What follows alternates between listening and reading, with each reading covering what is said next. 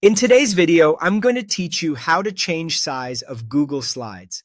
If you've ever needed your presentation to fit a specific screen, print neatly on paper, or match a social media format, adjusting the slide size is the way to go. We'll do this on a computer and a desktop browser so you have the full set of options and a smooth experience. Start by opening your presentation in Google Slides.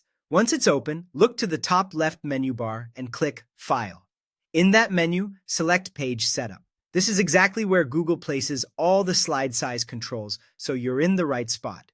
When the Page Setup window opens, you'll see a drop-down menu. This is where you choose the overall dimensions of your slides. You can pick Standard, which is a 4:3 aspect ratio and works well with older projectors or documents that need a more square feel. You can choose Widescreen 16:9, which is the default and best for most modern displays and online viewing.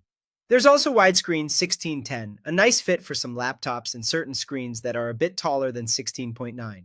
These presets help you match common display sizes without guessing. If none of the presets fit your needs, select Custom. Here, you can enter an exact width and height, then choose your measurement units. Inches and centimeters are great for print-friendly layouts, while pixels and points help when you're designing for screens or matching digital assets. For example, 8.5 by 11 inches is a classic printer page size, while 1080 by 1080 pixels gives you a square slide that mirrors many social media post dimensions. Remember that whichever number is larger determines your orientation.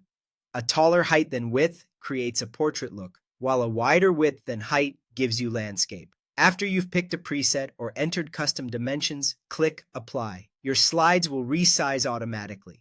At this point, it's normal for some elements to shift because the aspect ratio has changed. Take a moment to scan through your slides. You may need to reposition images, resize text boxes, and tweak layouts so everything feels balanced again.